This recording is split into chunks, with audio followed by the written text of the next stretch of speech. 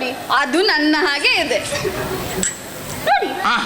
ಅದು ಮೂಗು, ಗಲ್ಲ, ಬಾಯಿ, ಕಿವಿ ಎಲ್ಲವೂ ನನ್ನ ಹಾಗೆ. ಎಲ್ಲವೂ ನಿನ್ನ ಹಾಗೆ? ಹೌದು, ಸೊಂಟವು ನನ್ನ ಹಾಗೆ. ಅದರಿಂದ ಕೆಳಗಿದ್ದು ಅದು ಮಾತ್ರ ನಿಮ್ಮ ಹಾಗೆ. ಹೌದಲ್ವಾ? ಹೌದು. ಗಂಡು ಮಗು. ಹೌದು ಹೌದು. ಇನ್ನು ಇವನನ್ನು ನಾನು ಅಬ್ಬಿಕೊಳ್ತೇನೆ.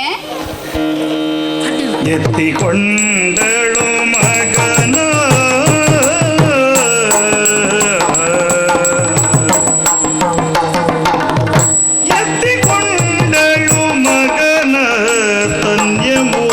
ಒತ್ತಿದರೆ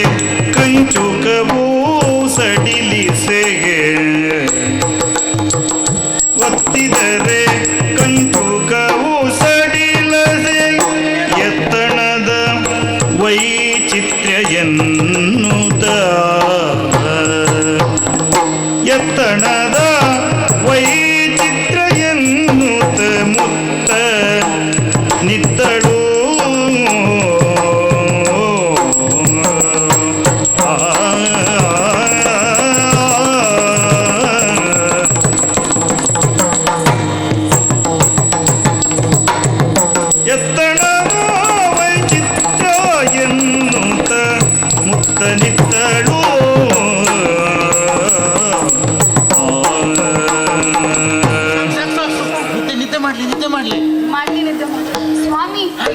ಈ ಮಗುವನ್ನು ಅಬ್ಬಿಕೊಂಡರೆ ಪಂಜೆಯಾದ ನನ್ನ ಸ್ತನಗಳಲ್ಲಿ ಹಾಲಿನ ಒರೆತ ಸುರಿಯುತ್ತಿದೆ.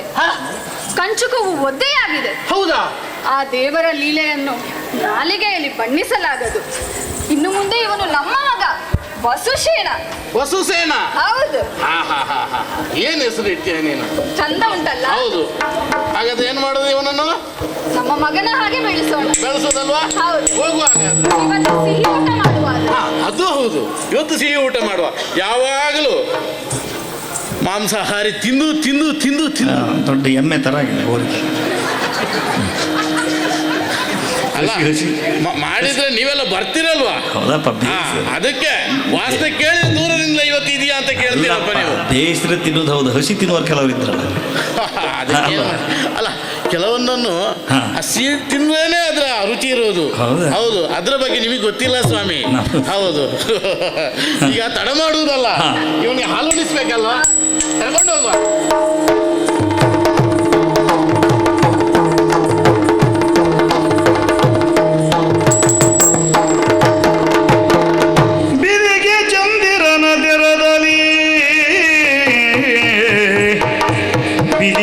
ಚಂದಿರನ ತೆರದಲ್ಲಿ ಅಧಿರಥ ನಗರದಲ್ಲಿ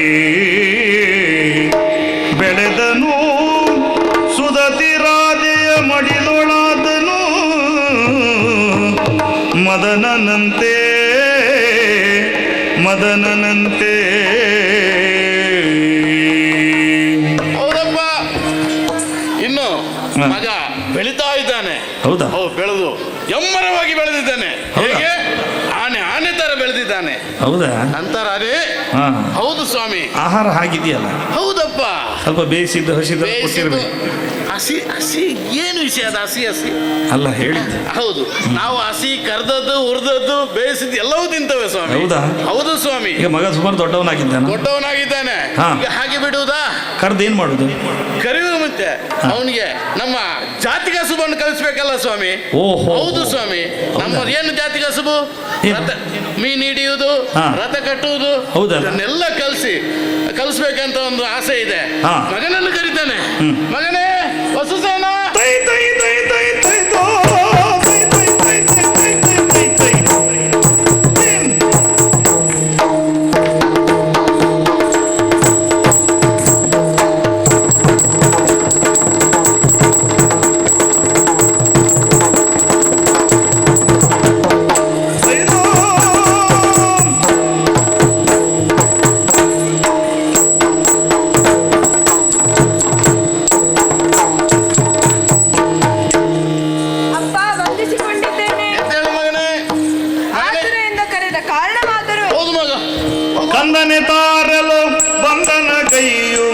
ಚಂದದ ಬಂಡಿಯ ಸಲಕರಣೆ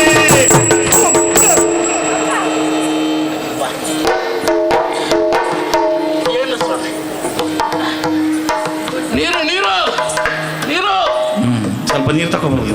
ನೀರು ನೀರು ನೀರು ತಗೊಂಡು ನೀರು ಹೋಗ್ತದೆ, ಜೀವ ಹೋಗ್ತದೆ ಅವ್ನು. ಇಲ್ಲ ಇಲ್ಲ ಸ್ವಾಮಿ, ಹೋಯ್ತು ಹೇಳ್ತಾರೆ ಬೊಂಡ ಬೊಂಡ ಹೊಂಡ, ಅವ್ರಿಗೆ ಹೊಂಡ ತೆಗಿಬೇಕಂದ್ರೆ. ಹೊಂಡ ಹೊಂಡ ನಿಮಗೆ ಸ್ವಾಮಿ. ಹೌದು, ಇಲ್ಲಿ ಬಿದ್ದು ಹೊಂಡ ಆಗಿದೆ. ಹೌದಾ? ಹೌದು ಸ್ವಾಮಿ. ನೀರು ಇಲ್ಲ ಸ್ವಾಮಿ, ನೀರು ಇಲ್ಲ ಬೊಂಡನೂ ಇಲ್ಲ.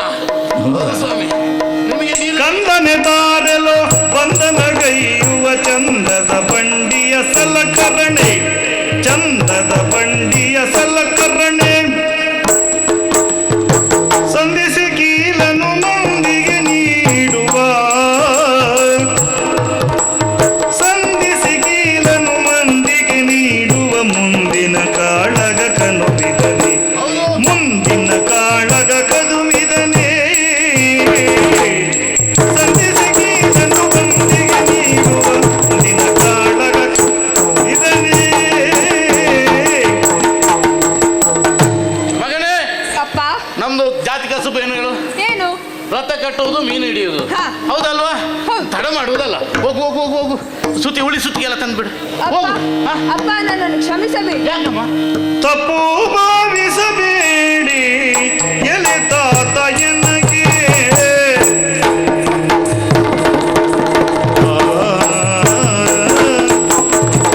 ತಪ್ಪು ಭಾವಿಸಬೇಡ ಎಲೆ ತಾತ ಎನಗೆ, ಒಪ್ಪದಿಂತ ವಿದ್ಯ ಮನಗೆ, ಒಪ್ಪದಿಂದ ವಿದ್ಯಮನಗೆ,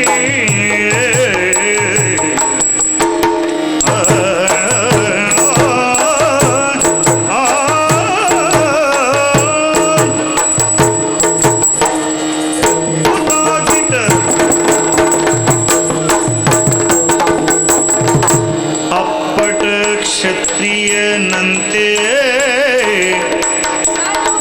ಅಪ್ಪಟ ಕ್ಷತ್ರಿಯನಂತೆ ನಾಯನದಾದ ಚಾಪ ವಿದ್ಯೆಯ ಕಲಿವ ಮನವು,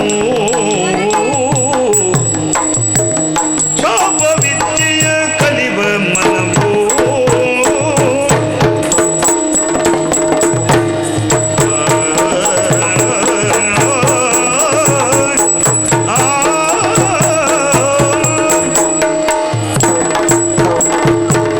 ಅಪ್ಪಟ ಕ್ಷತ್ರಿಯನಂತೆ ನಾಯನದಾದ ಚಾಪ ವಿದ್ಯೆಯ ಕಲಿವ ಮನವು, ಮನವು.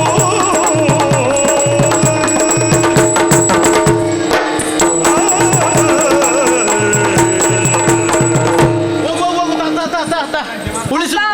ಏನ್ ಮಗನೇ? ನೀವು ಇಷ್ಟು ದಿನ ಮಾಡುವ ಕೆಲಸ ನೋಡಿ ಹಾ. ನಾನೂ ಪ್ರಯತ್ನಿಸಿದೆ. ಆದರೆ ನನ್ನ ಮನಸ್ಸಿನಲ್ಲಿ ವೀರ ಕ್ಷತ್ರಿಯನಾಗಬೇಕೆಂಬ ಹಂಬಲ. ಹಾ. ಅಪ್ಪ, ಉಳಿ ಸುತ್ತಿಗೆ ಬದಲು ಬಿಲ್ಲು ಬಾಣವನ್ನು ಧರಿಸಿ ಮೆರೆಯುವ ಮನಸ್ಸಿದೆ. ರಥ ಕಟ್ಟುವುದಲ್ಲ, ಮತ್ತೆ ರಥವೇರಿ ಯುದ್ಧ ಮಾಡುವವರುವ ಮಹಾರಥಿಯಾಗಬೇಕೆಂಬ ಸಂಕಲ್ಪವಿದೆ. ಅಪ್ಪ, ಏನು ಮಗ? ಅಂತಹ ವಿದ್ಯೆ ಕಲಿಸುವ ಗುರುಗಳಲ್ಲಿ ಕಳುಹಿಸುವಿರಾ? ಹೌದು ಮಗನೇ, ಆ ಭಾಸ್ಕರರು ನಮಗೆ ಅನುಗ್ರಹಿಸಿದ ಮಗ ನೀನು. ಹಾ. ಹೌದು, ನಾವು ಮಕ್ಕಳಿಲ್ಲ ಅಂತ ಕೊರಗ್ತಾ ಇರುವಾಗ ಸಿಕ್ಕಿದ ಮಗ ನೀನು. ಆ ದೇವರ ದಯೆಯಿಂದ ಬಂದ ನೀನು, ದೇವನೇ ಸರಿ ನೀನು. ಆದ್ರಿಂದಾಗಿ ನೀನು ಕಲಿಬೇಕು ಮಗನೇ, ಕಲಿಬೇಕು ನೀನು. ಕೇಳುತ್ತಲೀರ್ವರ ನುಡಿಯನು ರಾಧೆಯೋ, ಕೇಳುತ್ತಲೀರ್ವರ ನುಡಿಯನು ರಾಧೆಯೋ, ಬಾಲನ ಮುದ್ದಿಸುತ್ತ, ಬಾಲನ ಮುದ್ದಿಸುತ್ತ,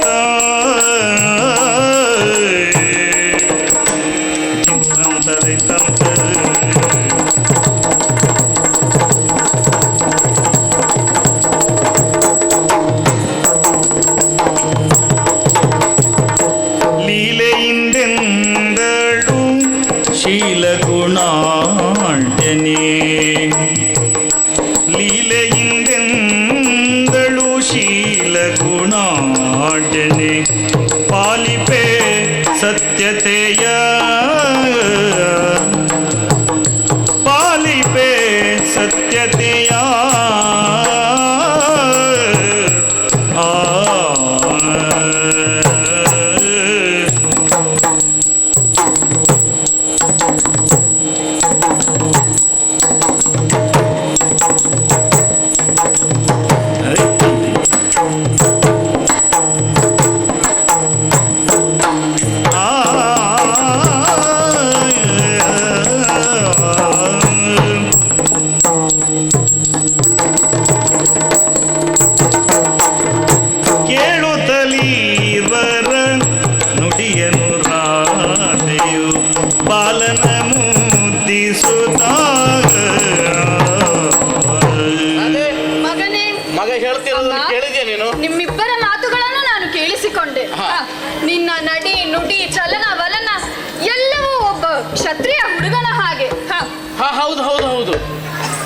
ಆಸ್ತಿ ನಾಸ್ತಿ.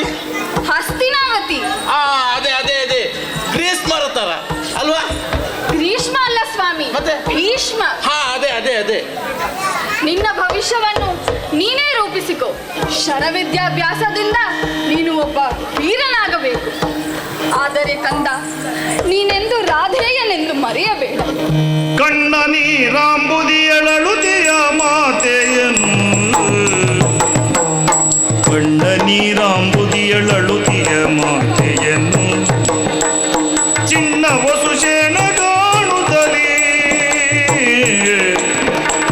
ಧನ್ಯನಾದೆನು ಧನ್ಯನಾದೆನು ಮಾತೆ ಎಂದಿಗೂ ರಾಧೇಯ. ಇನ್ನು ಹೋಗುವೆ ನಿಮ್ಮ ನಗಲಿ, ಇನ್ನು ಹೋಗುವೆ ನಿಮ್ಮ ನಗಲಿ. ಧನ್ಯನಾದೆನು ಎಂದಿಗೂ ರಾಧೇಯ, ಇನ್ನು ಹೋಗುವೆ ನಿಮ್ಮ ನಗಲಿ.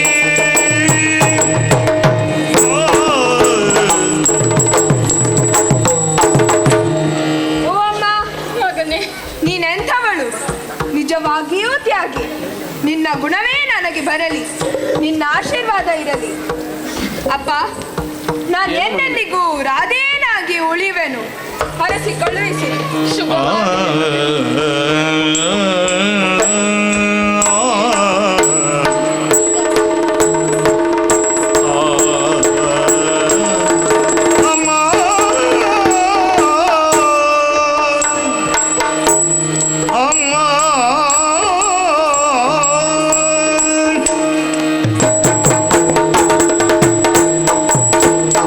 ರಾಧೆ, ಯಾಕೆ ದುಃಖ ಪಡ್ತಾ ಇದೆಯಾ? ದೇವರು ಕರುಣಿಸಿದಂತ ಮಗು. ಹೌದಲ್ವಾ? ಅವನು ಕಾಲಿಟ್ಟ ಗಳಿಗೆ ನಂತರ ನಿನಗೆ 2 ಮಕ್ಕಳಾಯ್ತು. ಆದರೂ ಅವನೇ ನನಗೆ ಪ್ರೀತಿ. ಹೌದಲ್ವಾ? ಅವ ಎಲ್ಲಿ ಹೋಗ್ತಾನೆ? ಬರದೇ ಇರ್ತಾನೋ? ಬರ್ತಾನೆ, ಖಂಡಿತ ಬರ್ತಾನೆ. ಆದ್ರೆ ಇವತ್ತು ನಾವು ಯಾವಾಗಲೂ ಥರ ಅಲ್ಲ. ಇವತ್ತು ಮತ್ತೆ ಮೀನೂಟ ಮಾಡಬೇಕು ನಾವು. ಯಾವ ರೀತಿ? ಯಾವ ರೀತಿ? ಕೆಲವನ್ನು ಉರಿದು, ಕೆಲವನ್ನು ಬೇರೆ ಬೇರೆ ರೀತಿಯಲ್ಲಿ ಅದನ್ನು ತಯಾರಿ ಮಾಡಿ ನಾವು ಇವತ್ತು ತಿನ್ಬೇಕು. ಅವರಿಗೆ ಒಂದು ಹಸಿವಿನ ಆಸೆ ಇದೆ, ಅದನ್ನೂ ನಾವು ಮಾಡಿಕೊಡ್ಬೇಕು ಅಲ್ವಾ? ಏನೋ ಇವತ್ತು ನಿನ್ನ ಮುಖವನ್ನು ನೋಡಿದ್ರೆ ನನಗೆ ಏನೋ ಮನಸ್ಸಾಗ್ತಾ ಇದೆ. ಮೂರಕ್ಕೆ ಏನಾದ್ರು ಪ್ರಯತ್ನ ಪಡೋಣ. ಹೋಗು.